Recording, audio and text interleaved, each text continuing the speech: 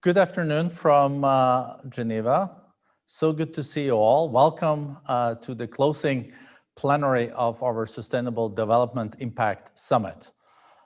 It has been, in my view, a very successful summit. More than 22 million people have been watching the live streams from the summit. We have had an increase in the media coverage with more than 4 times compared to our previous Sustainable Development Impact summits. I think there is a lot of interest now on how we can also mobilize public and private partnerships to making the world a better place, and that's for sure needed. This panel is really about resetting global cooperation. And we know we are faced with a polarized world. The world was also polarized before the pandemic, but it is now more obvious that to deal with the most pressing issues, we also need to collaborate. Problem no, COVID-19 anywhere is COVID-19 everywhere. And many of the most pressing issues that we are faced with don't travel with passports, they don't know borders. And then to deal with it, we will need to find common solutions. The increasingly strained nature also of the G2 cooperation has a risk of decoupling economic and technological cooperation, internet turning into splinternet, and etc. In such a context, interaction and also the fact that the international institutions need to adapt new actors and new technologies, create new kind of challenges. Old structures and old instruments alone will not be sufficient, but discarding existing framework would create a worrisome vacuum. How can we find solutions together in a polarized world? How to mitigate the vacuum? And how to possibly reset the world in a post-COVID reality? We have a great panel to cover this. We have the External Foreign Affairs Minister of India. We have the Minister for International Cooperation from Egypt, Foreign Minister also from Finland, and we have the former Foreign Minister of Argentina, Chief of Staff at the UN, Susana Malcorra. Welcome so much. We're really, really privileged to have you here, and hopefully we will also see some outcomes and directions on how we can find some low-hanging fruits when it comes to international cooperation moving forward. I would like to go to Minister of External Affairs of India first, Mr. Jaishankar. We know that you also published a book recently where you looked at India's role in the world and also how to collaborate. Are there any low-hanging fruits now where we can possibly find common solutions, and what will India's role be in this as the second most populous country in the world? Well, thank you, Børge. Good to see you and delighted to join the panel. And for the record, here's my book. My short answer to your question is all the answers are in the book, so take a look. Let me give you a longer answer. I think your first point was a very valid point, which was there were tensions in the world even earlier about the coronavirus. The COVID pandemic has definitely complicated the world much more. A lot of the trends have kind of got accentuated. And if we do an honest stock taking of this last 6-7 months, I don't think, frankly, it would be a good report card on most countries and most regions of the world. Now, there are much deeper issues. I think one of them is really what is globalization about? Traditionally, and including in the WEF, people have looked at it very much more economically as trade, investment, financial rules. whereas what the pandemic has really brought out is the indivisibility of the world. And what you said, corona anywhere is corona everywhere, just like climate change anywhere, challenges to it is climate change challenges everywhere, like terrorism somewhere is a terrorism everywhere. I think we need to revise our sense of what is really globalization. The second point I would make is that definitely the world is more nationalistic. It was already heading that way. It has become more so. Our sense of what is national security has grown. It covers health security, economic security. Our desire to have more things in our control has also grown. So there's a sort of strategic autonomy of supply chains in a way. And what we are seeing, and this will be the big issue, is countries leveraging trade, leveraging connectivity, leveraging data. This, in a sense, will be the new politics that we are heading into. And, there are no easy answers. My sense is others who have a more global view of the world need to step up and set an example. My view is this is really the debate we are going to be preoccupied after the corona. And really recommend your book. I think we also will have to understand India much better moving forward. And we know that India is also playing a much more important role geopolitically. I know, Minister, that you recently traveled to Tehran, you were in Moscow, and I think you're also heading now to Tokyo. I think one question we're all wondering about, we have seen what I also alluded to, the G2, China and the US. There is challenges in that relationship, but lately this also has been quite challenging on the borders between India and China. Where do you see the relationship between these two extremely important countries moving in the decades ahead? I think where India and China are concerned, it's important that they understand the need to accommodate each other's rights. I mean, clearly they will have some common interests and many interests which are more individual or nationally centered. And that process of how to adjust to each other when both of them are rising, I mean, to my mind, is one of the big issues in the diplomacy of both countries. Now, the border issue happens to be one part of that problem. And you are right. I mean, we are going through a very, in a sense, an unprecedented situation. But if one looks at it, from a somewhat longer term, I would say this is one facet of a larger phenomenon for which both India and China have to sit down and find a solution.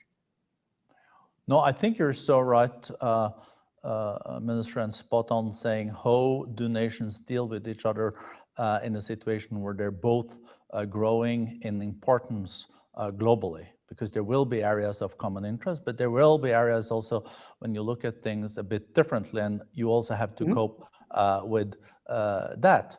As a former foreign minister of Norway, I know this because we also have Russia as our neighbor, to put it that way. My third question to you, Minister, is related to the technology. We know that India is the country with the third largest amount of unicorns in the world. And there is a huge digital ecosystem in India. And I mentioned also this internet turning into the splinternet, the decoupling of the technologies. How do you look at technology in a diplomacy context, and how much is the competition around being on top of the fourth industrial revolution and AI and Internet of Things and big data part of also the rivalry we're seeing between the G2 today? Well, Børge, the issue, one of the outcomes, in a sense, accidental outcomes of this pandemic has been how digital we all became. And in our case, I can tell you, whether it was the app by which we did contact tracing and we tracked people who could potentially be infected by coronavirus, or whether it was actually delivery of food and even money to people's accounts, the usage of the digital medium, both for delivery, for governance, this increased hugely. So one thing I can tell you, there's been an enormous sort of jump and acceleration in the digitization of the world, and particularly of a country like India. And I think the lesson learned from there is that there are a lot of things you can kind of use it to leapfrog in terms of development. Because we are more prolific digitally, we also obviously need to worry much more about the security of data. I think that's that's a flip side of that phenomenon. So when we look at the global debates, I think a lot of those debates are also relevant to India, not all of them, some of them. But where India itself is concerned, we have seen well before the COVID. One of Prime Minister Modi's very, very early campaigns was for a digital India, along with that a skill India, along with that a startup India. So if you are seeing a proliferation of unicorns, there's a very good reason. There's a process and a thinking which has produced that. And my sense is that, again, I go back to my original point about what is globalization. I think we are looking really at a more knowledge-driven economy. We need to find ways of work. We need to find ways of, we need to think of the world as a much more integrated workplace than we have done typically. I think those are requirements which will shape this debate that you're talking of. And I don't think there's just a debate between, the G2 or the big, the major powers. I think this is a larger debate in which the world has an interest and should speak up. Maybe we're faced with the G3 now, huh? So thank you so much, Minister. Let's move to Egypt, to Minister Rania Al-Mashat. Rania, you have labeled the years 2021 as the years for multilateralism, and you also underlined that multilateralism is very, very important for the Middle East and North Africa. When you look at the UN now 75th anniversary, and as I mentioned earlier on, how do we make sure that the international organizations are more adaptive and also are able to be part of finding solutions when there are new challenges that we are faced with? Well, thank you very much, Børge, and congratulations on the success of the Impact Summit. I attended it, of course, last year in New York and now virtually. And I think what is very different this year, and this leads into multilateralism, is that everybody has been tested. Many of the discussions that we have and have been going on over the past years have really come to the fore in a way that has affected citizens, countries, corporates, and each of the themes that were being floated globally, everybody has felt them one way or the other. The pandemic has shown that no one is in isolation, as you identified earlier, and therefore everybody has to be part of a collective solution. No country had the silver bullet. All of us had a chance to learn from each other. There have been, despite many of the shortcomings and pitfalls in handling certain things in the pandemic, there have also been a few successes. And these successes have given us confidence that some of the issues that we were worried about engaging in are actually what helped us in this very important test.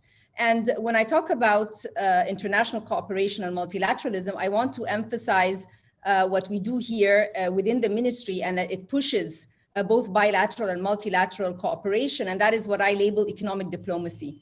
And economic diplomacy for where I sit comes with three principles. The first is having multi-stakeholder platforms where our partners come, civil society is there, private sector is there, and I'll give you an example in a minute.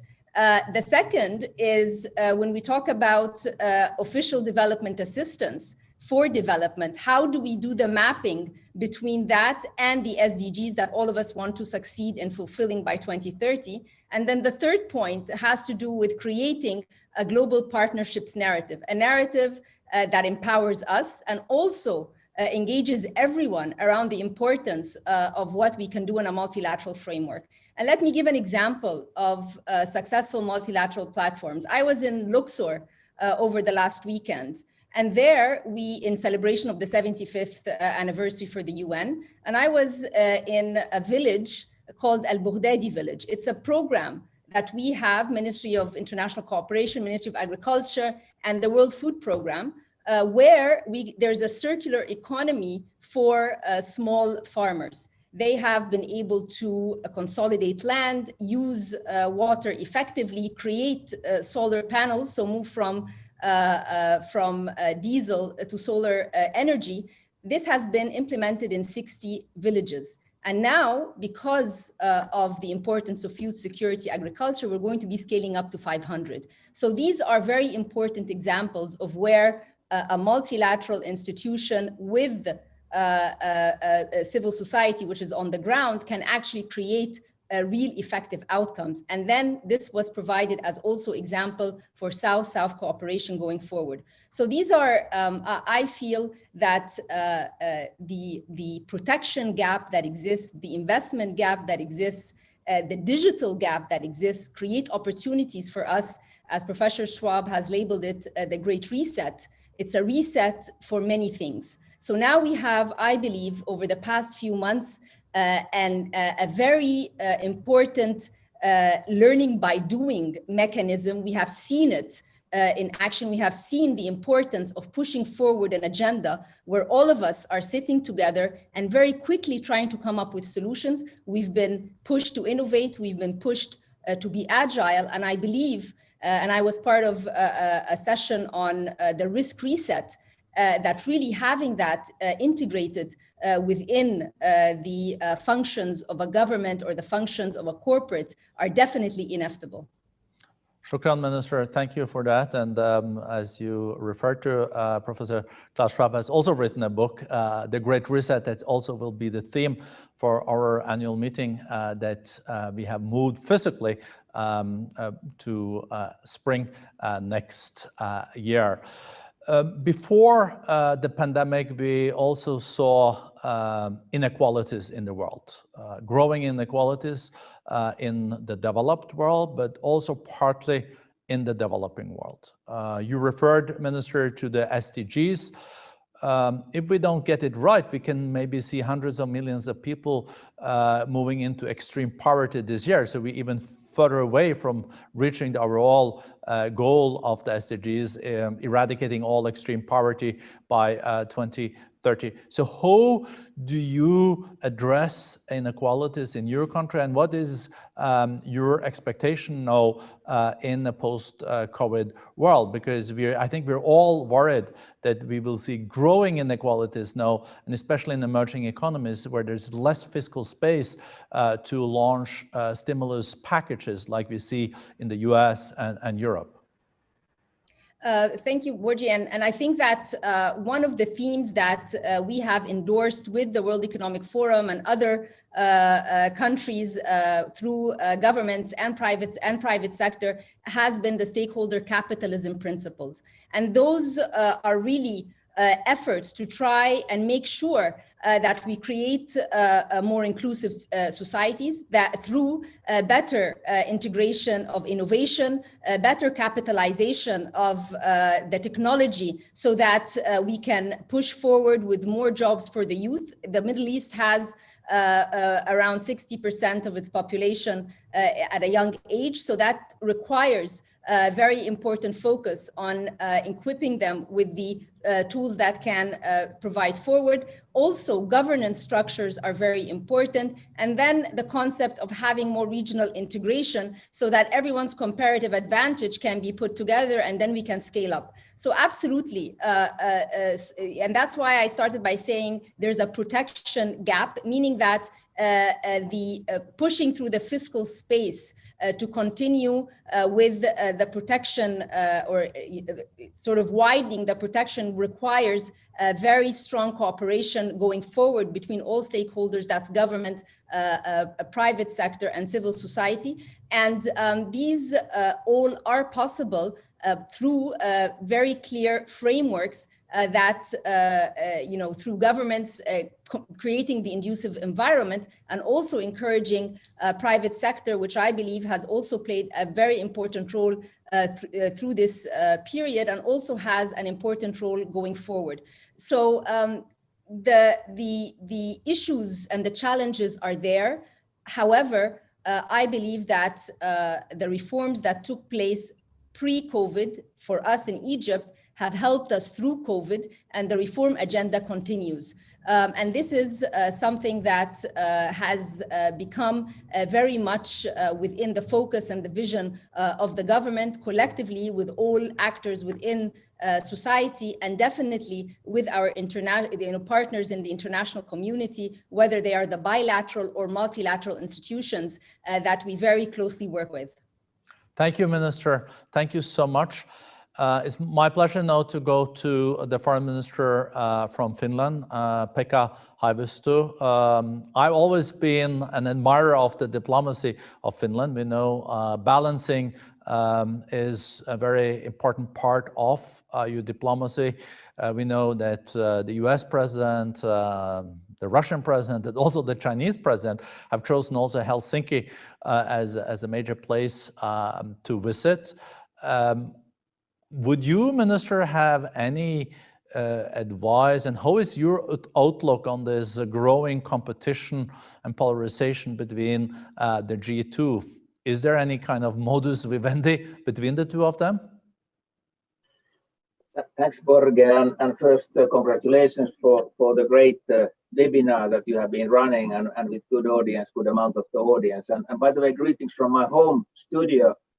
When you visit Brussels, you get home quarantine, and this is my quarantine room, which I'm doing my duties. And it was so interesting to listen Rania and my good friend, the Minister Jaishankar from India, of your thoughts. And let me just maybe begin when thinking about the topic of the discussion. I have been thinking so much of the Secretary General Guterres' wording of four horsemen of apocalyptica, where he referred to military tensions globally rising, our planet is burning, the climate issue, global mistrust, our multilateral system is on the edge, and also the wild west of cyberspace that you also, Børge, referred to, and now actually we can add the fifth horseman, which is the COVID-19, which is causing a lot of troubles to all of us.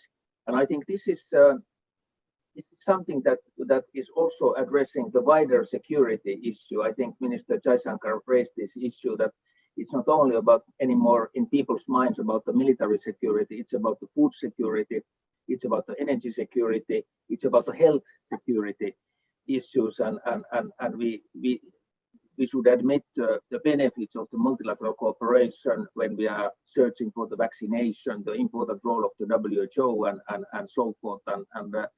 And this, of course, brings also me to your question that we need all parties in this international cooperation. We definitely need China if you speak about the health issues. We definitely need China if you speak about the climate challenges and greening of our economies.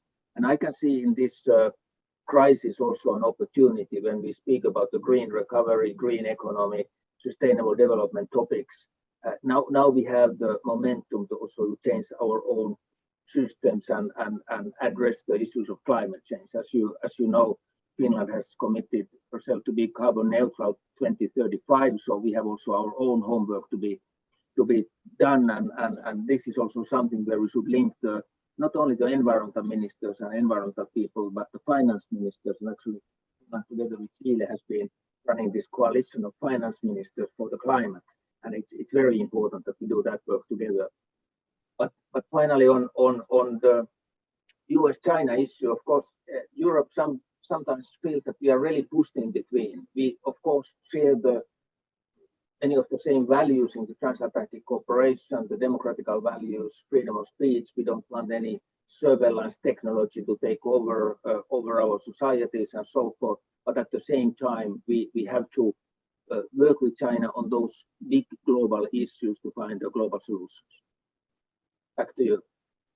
Thank you so much, Pekka. And also, I know that when you were in Brussels, you didn't only go to the EU foreign ministers meeting, but you also met with my countryman, Jens Stoltenberg, the Secretary General of NATO. I think that was your first visit to NATO from a foreign minister from the Green Party in Finland.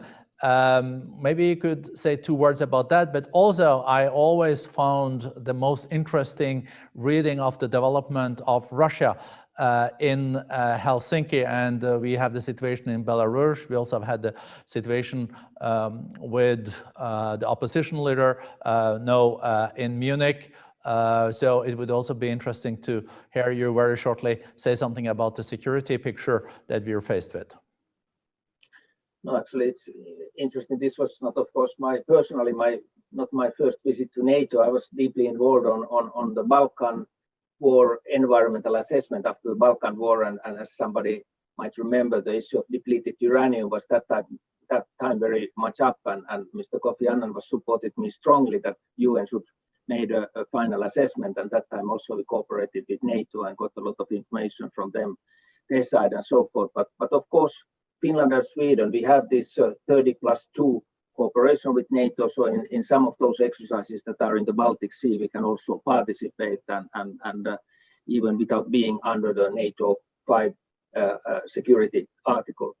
But I think you mentioned actually the topics that has been keeping us extremely busy, the Navalny topic, the topic of the Belarus, that is a daily issue now in our region. And of course, we hope that the democratic values and freedom will win in the country, and people's opinion will be respected. But on Russia issue, of course, our border, you know, we have 1,300 kilometer common border with Russia. So even in the COVID situation, the transport is going, the trade is going, even if our citizens cannot now move so freely. And then some people are asking that is anything, can I say some positive news from Russia? And I have to say, as an environmentalist, one news that I was reading last spring, and it was about Russia planning to pick the nuclear waste out of the Kara Sea or the Arctic waters, and Russia will be chairing the Arctic Council next year. And the Arctic cooperation is very important for us, and that's one of the most vulnerable areas globally linked to the climate change and so forth. And of course, the nuclear risks are also there. So if this kind of projects are ongoing, I think these are worth of good international cooperation in all circumstances. Back to you. Thank you so much, Pekka. Very impressive library you have, so at least you will not be bored being quarantined at home. Susana Malcorra. Susana, you were an amazing foreign minister of Argentina. You also have a long background from the UN. I remember when I came to the UN in New York, they said that you should always, my civil servant said, you always should see Susana Malcorra, because then you get really the understanding of what is happening at the UN. So no, Susana, sitting in Madrid, you can even be more frank about the UN. How is the UN and the multilateral system going to reform so we can really respond to the new challenges we are seeing? Thank you, Børge, and it's really good to be here, to be with you. Congratulations for this event. It's very, very successful. How do I see the UN? I think the title I will use is that we have to recognize that we are in times of cooperation, but within rivalry.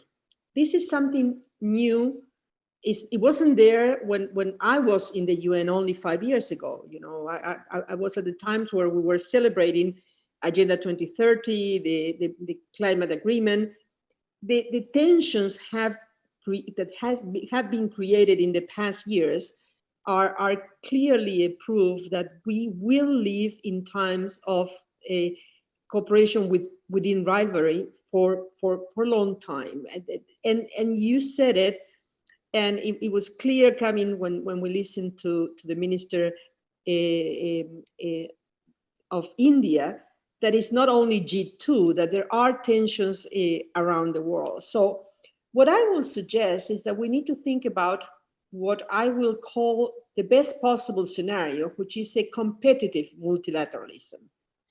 It's a multilateralism where there will be a strong competition among many members, that there will be shared perspectives in many issues, but there will be differences, and there will be difference that will be stated clearly. This is, for me, a fundamental understanding that we all need to have, that we will not have in the foreseeable future a multilateral system that is based on one member state being at the driving seat and essentially having the rest lining up, like it or not, and moving forward. This is going to be a scenario where you have to recognize that there will be moving parts of different weights, and that those moving parts, what we need to ensure is that they don't move into the direction of breaking the system, but allowing the system to grow and to, as you rightly said, to change in those areas that are needed, because there is also recognition that the system we had needed some retooling.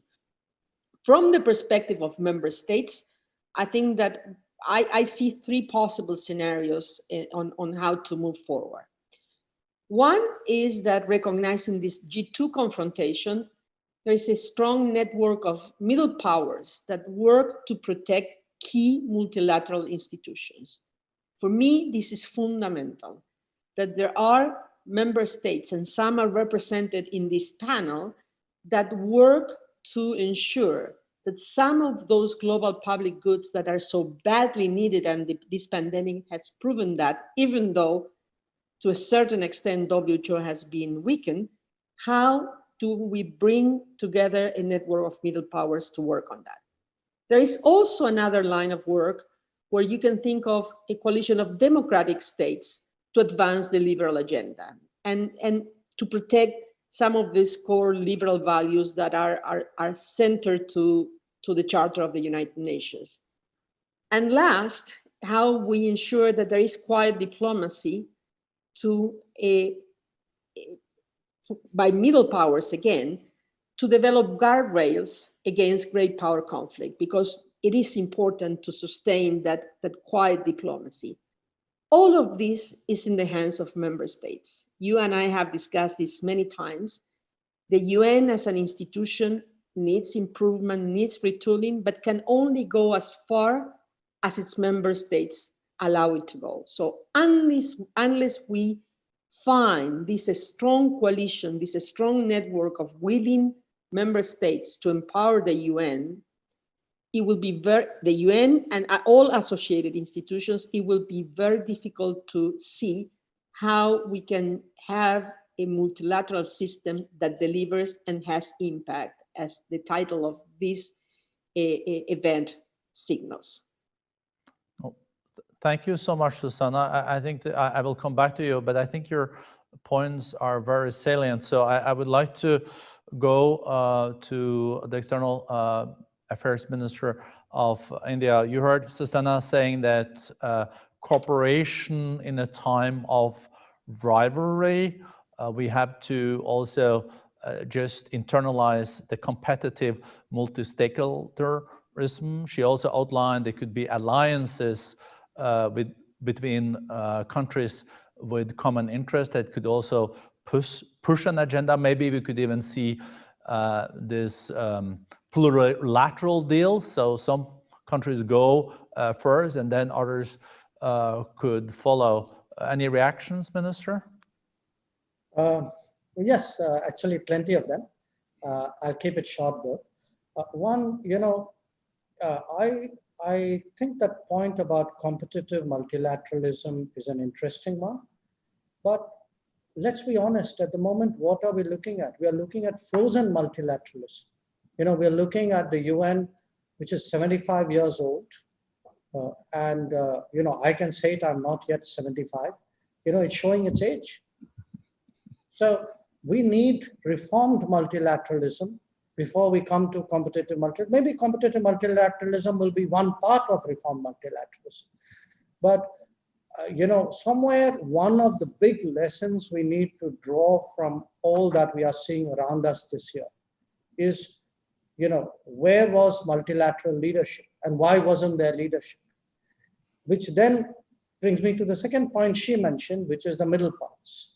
There, I agree with her. I think, if what you call G2 has its problems, I don't think the rest of us should say, well, two countries have problems, so let's all put our life on hold.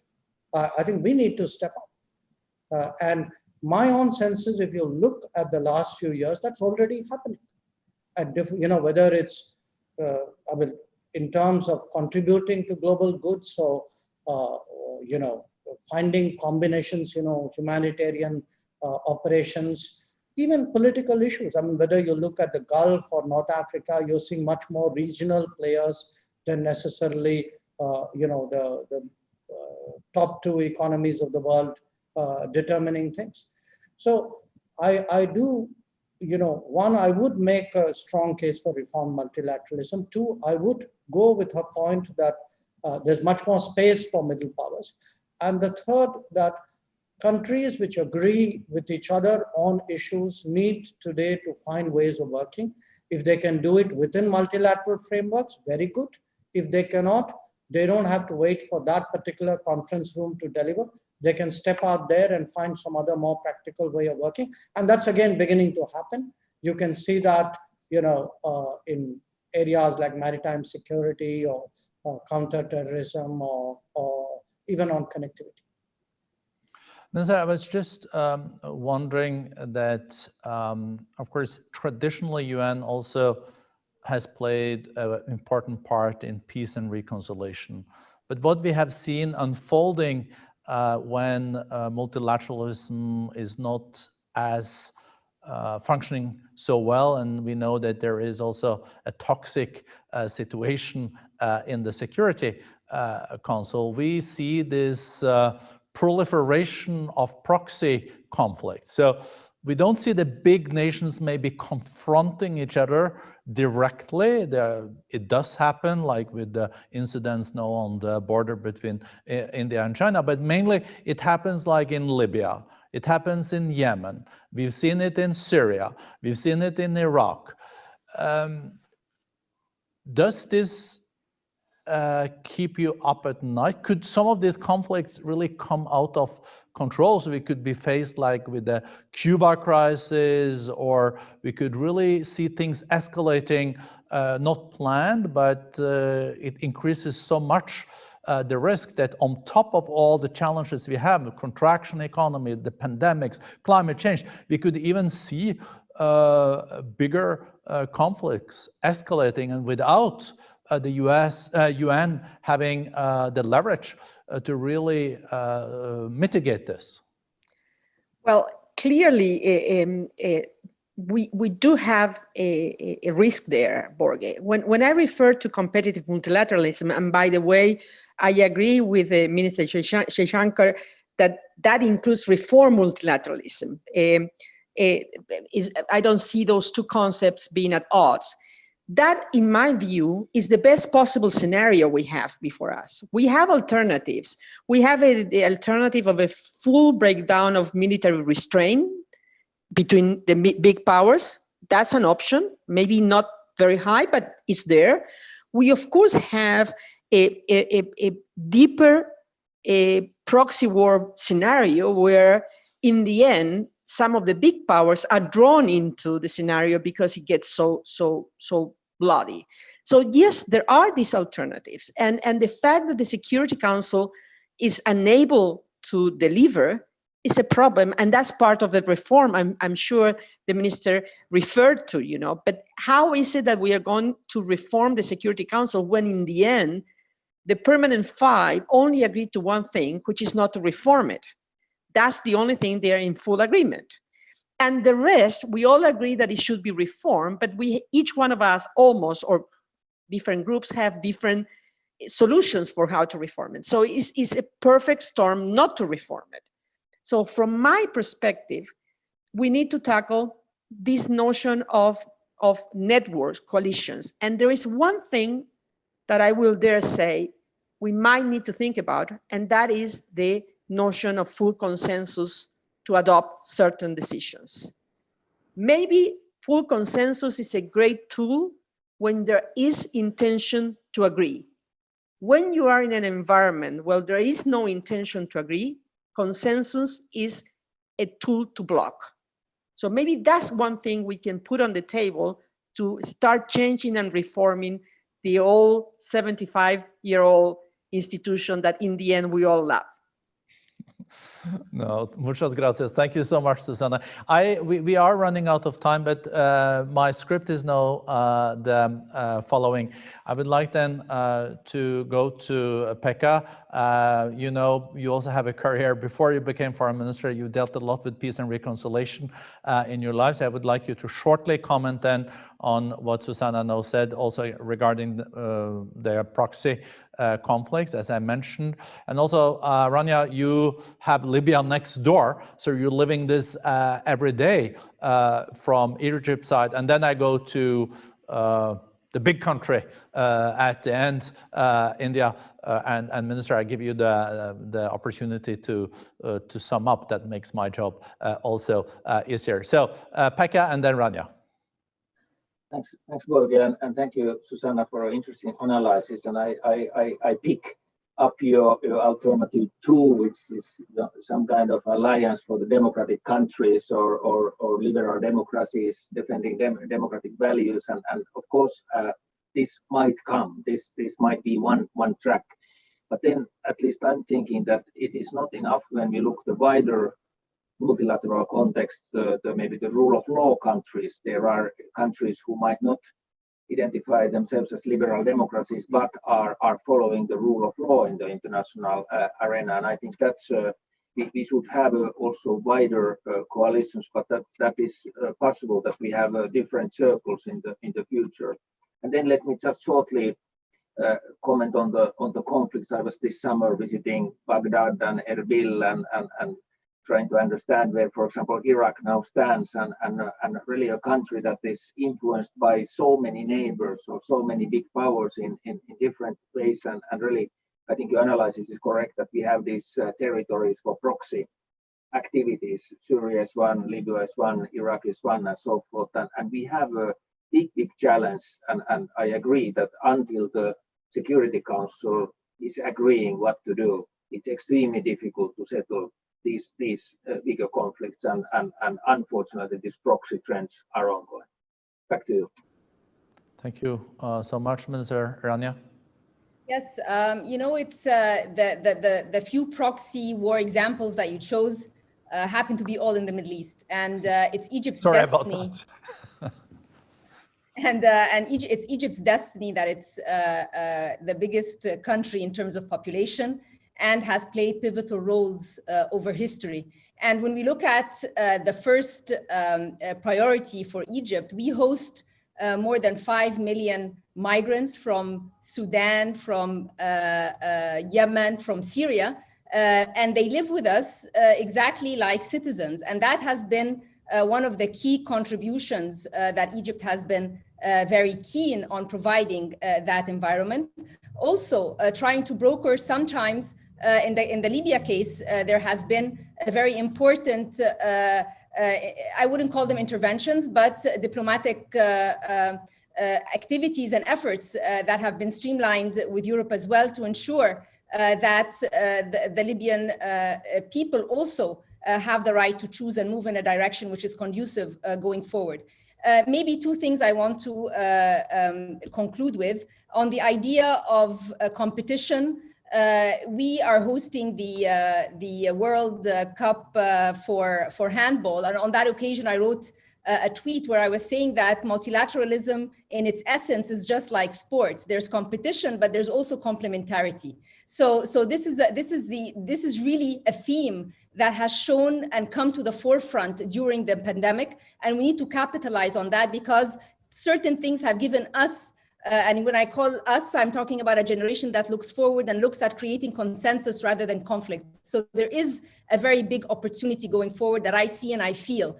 The second is you need to mobilize people around that opportunity. And that's why in our global partnerships narrative that we do with all our multilateral and bilateral friends and institutions around the world, we say people at the core, projects in action and purpose as the driver. And these really go in line with the ESG principles, which are planet, prosperity, people, and governance. So I think that we just need to keep on pushing the agenda. We need to have leaders who believe in it, showcase it, and there's, I believe, many important good examples to show so that successes can be scaled. Well, thank you so much for joining us the second time during this summit. It's really highly appreciated. And I know go to you, Minister, to sum up, External Affairs Minister of India. Well, thank you. It's not an easy conversation to sum up, but let me respond very quickly to three very important points which my three colleagues make, starting with Egypt. Look, there are, Børge, you referred to what keeps us awake at night. You don't need World War III to keep you awake at night. For people in Libya, what's happening in Libya keeps them awake. For people in Yemen, what's happening in Yemen keeps them awake. We shouldn't be ignoring, it may not be a global event, but because it's there, we shouldn't be ignoring it. And Afghanistan is the textbook lesson of what happens when you ignore, what may be regional or even national. The second point, which my colleague Pekka made from Finland, look, again, we are a democracy. We are very proud. We are the largest democracy, very proud to be a democracy. But I accept that there are many countries in the world which are not democratic. But I think there is one fundamental which we should all observe, which is rule of law. That if we sign up to agreements and conventions and regimes, we should follow that. Because if you don't, there won't be a world order. And that has nothing to do with democracy. The third issue, point I would flag is, what Ms. Malcorra said, which was consensus when it comes to reforming multilateralism should not be used to block. And that is really what we have seen. So in the name of consensus, you're actually denying the vast majority of countries the right to express their choice. From my side, two very quick points. One that I think on globalization, which is really what we are discussing, it's important neither to be theological nor to be transactional. Globalization requires a updated debate, I would say, after the COVID era. And I hope WEF will take the lead in that. And my last point, I think if we all have to make a difference, like individuals, I think countries should set examples. All of us need to do what we can, despite our limitations and constraints.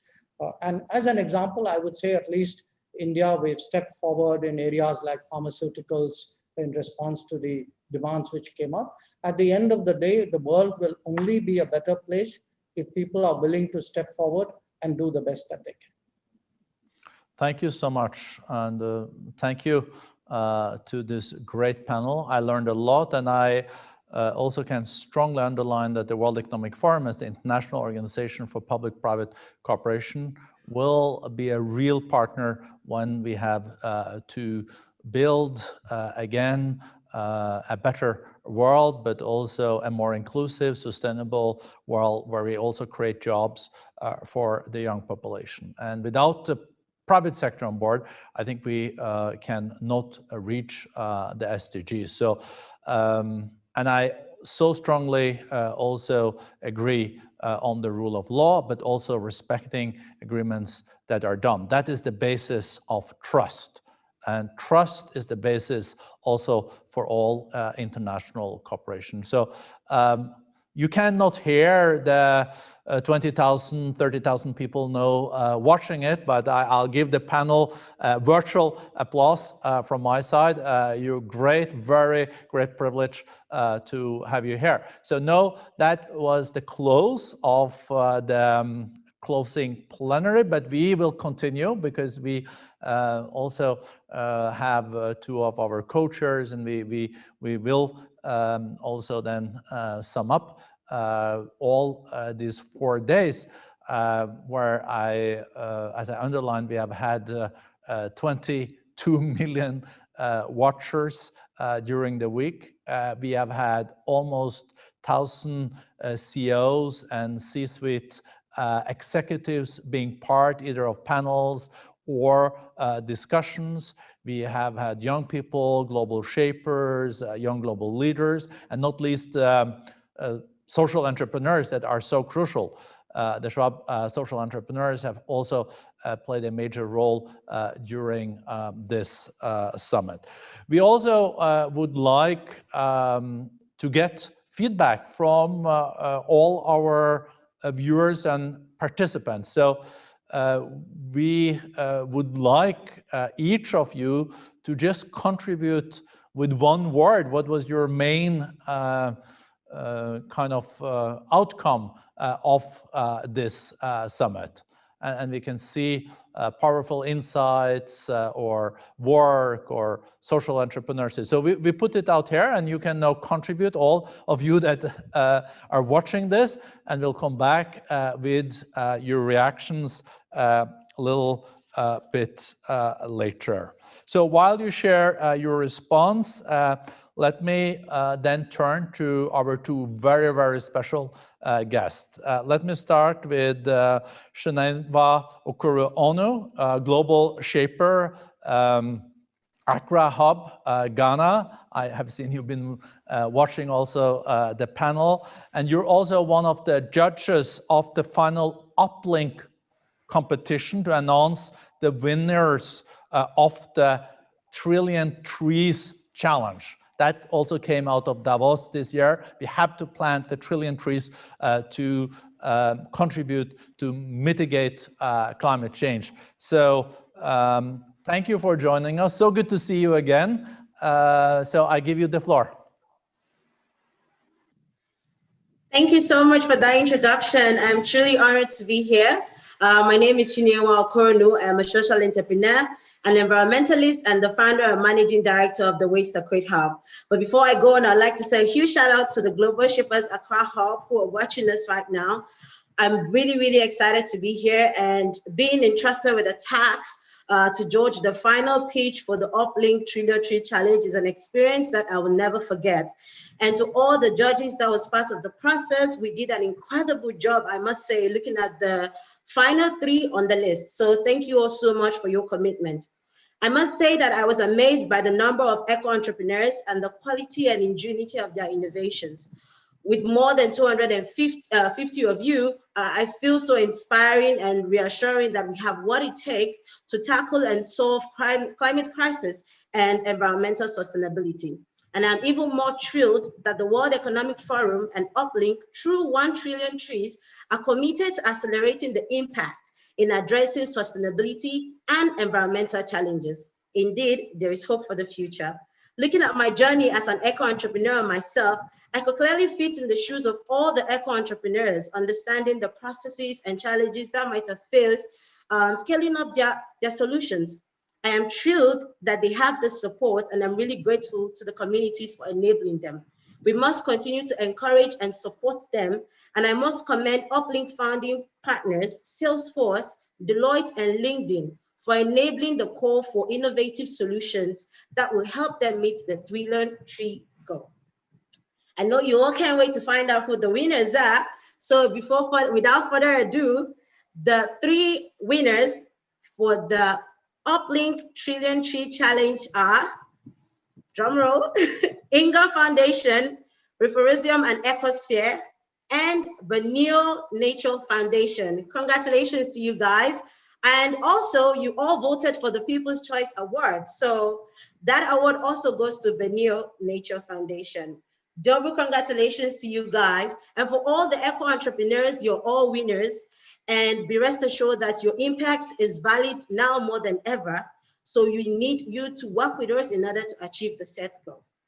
A powerful voice for the planet I have come to know and work with as a judge during this 3-day session, Hanidu Umar Ibrahim said yesterday in her speech, there is no vaccine for climate change, but we can fight together if we all engage. So I'll encourage us all to reach out and offer our support to scale these solutions together. And to learn more about the forest champions and innovators, please visit Uplink or the World Economic Forum. Thank you. The biggest kudos to the winners of the Trillion Trees.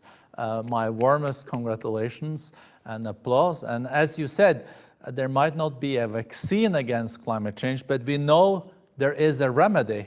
And the remedy is very easy. It's a low-hanging fruit, a low-carbon society. And we know it's doable.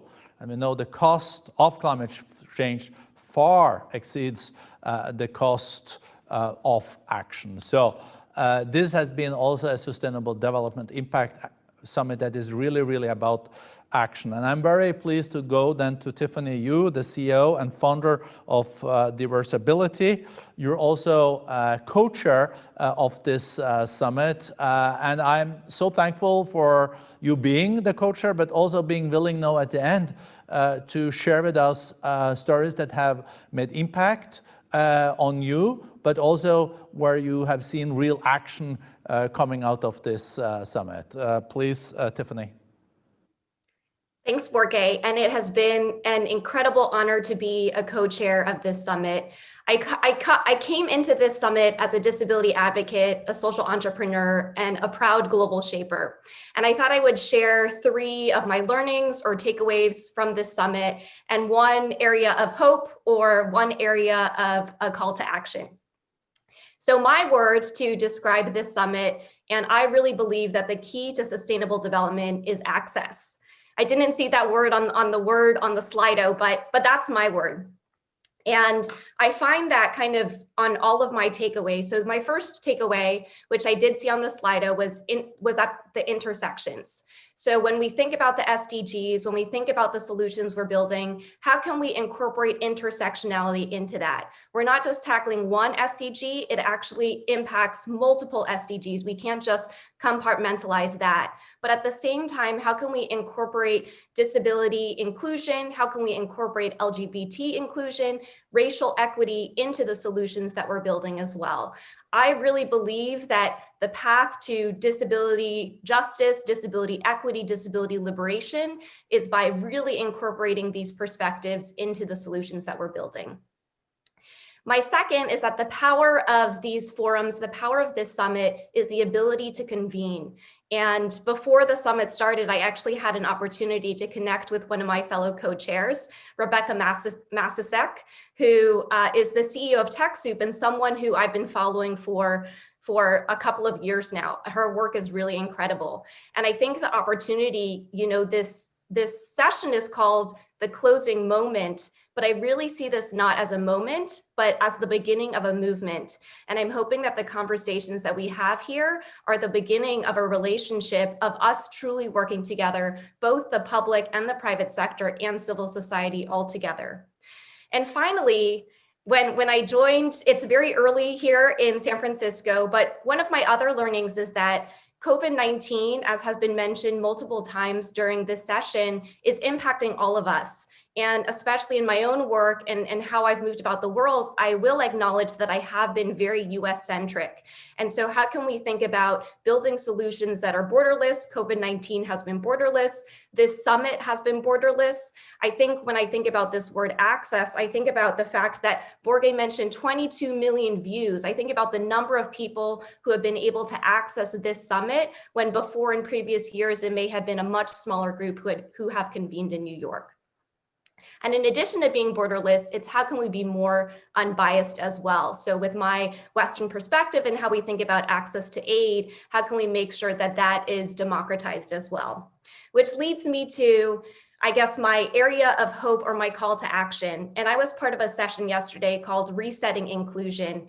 And as I think about looking toward the future, I think about these words, trust, accountability, cooperation, all of those do need a little bit of a reset as well.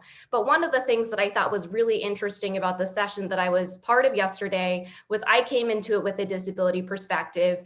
One of my fellow co-chairs came into it with a perspective about including Indigenous populations. And then there was one other speaker who was focused on the future of work and labor unions and making sure that our workforce is included. And so we talk so much about making sure that we include people who are the most vulnerable or people who are at the margins.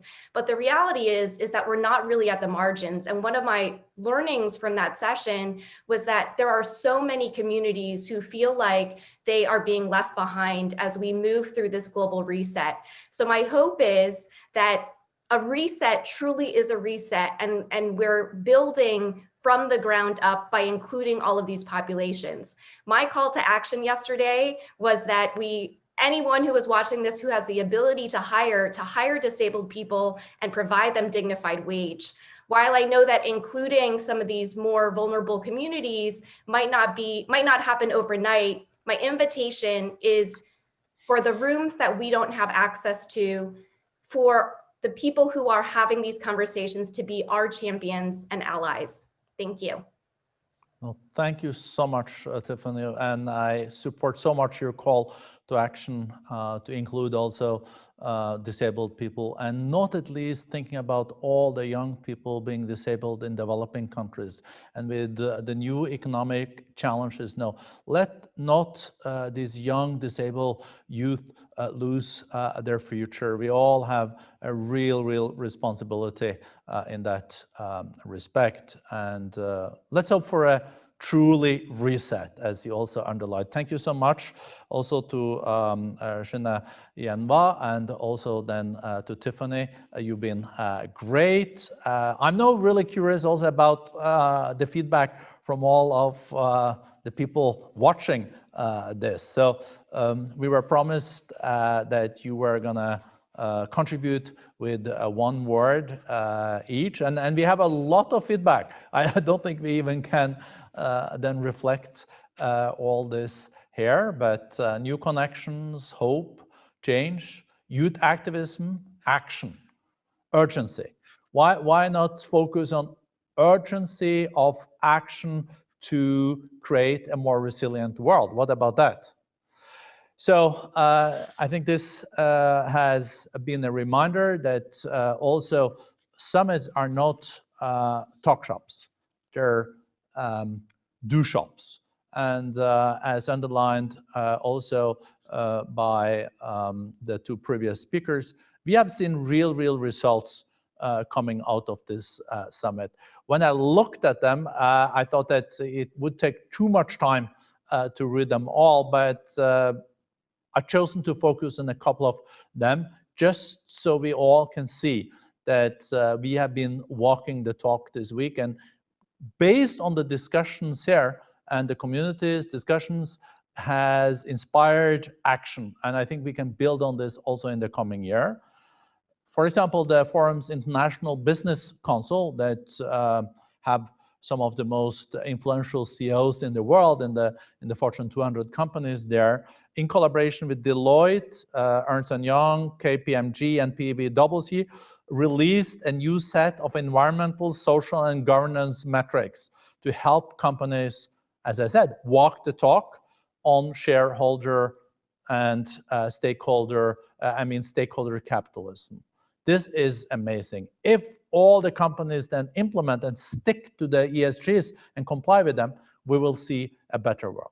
We also seen commitments made to incentivize 100 million farmers to store carbon in the soil, fighting climate change from the ground up. This is really, really important. If it is not emitted from the soil and stays there, at least for some time until we have real mitigation measures there, it really makes a difference. The C4IR, on the new technologies, on oceans, launched the Ocean Data Platform to help fast-track innovative solutions for more sustainable oceans. And as we know less about our oceans than part of the moon. So I think this is really a platform that will be extremely important, so we also make the right decisions for our oceans. We cannot continue with a situation where we will have more plastics in the ocean by 2040 than fish if we do continue with unsustainable track that we all know. And then the COVID Response Alliance for Social Entrepreneurs, representing more than 60 leading organizations supporting 50,000 social entrepreneurs, launched its action agenda to boost support for the social entrepreneurs on the front line of the COVID-19 pandemic with financial resources and other tools. Extremely important.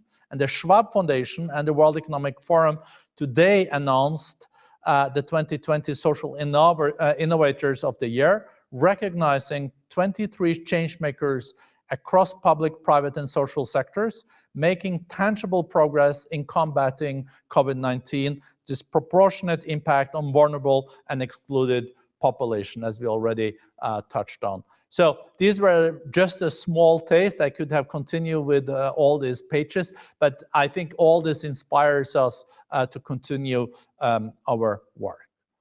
Everything good has to come to a close. And thank you so much for contributing to this summit. It has really been an impact summit, underlining the word impact.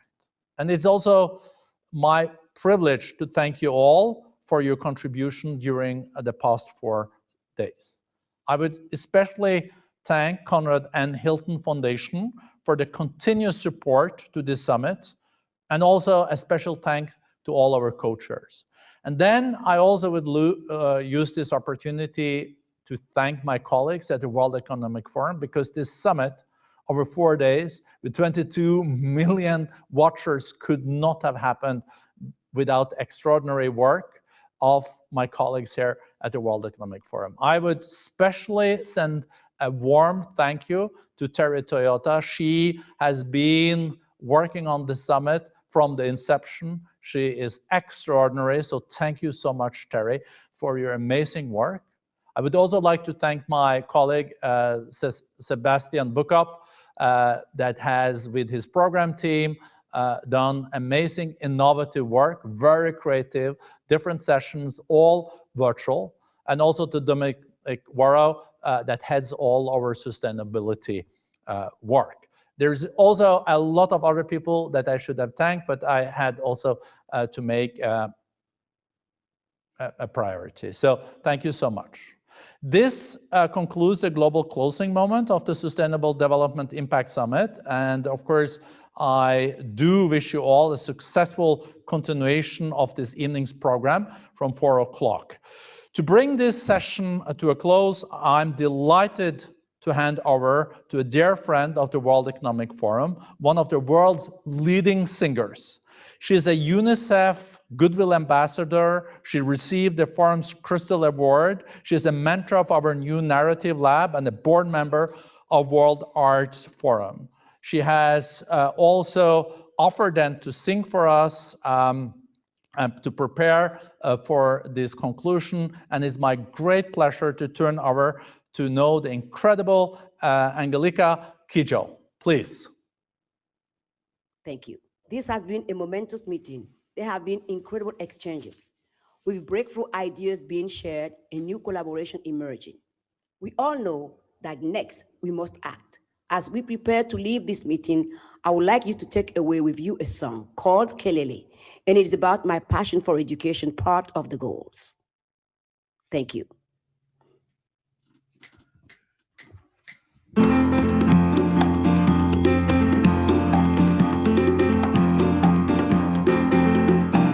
Aburo me monjarella katishe ishe ojame.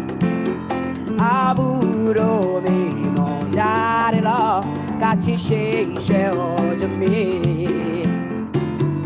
Iwani omola omo baba. Iwani omola omo baba. Iwani omola omo baba. Daroni mondo shishe. Kelele, kelele. Kelele, kelele, kelele. Aburo mi monjarella katishe ishe ojami. Iwani omola omo baba. Iwani omola omo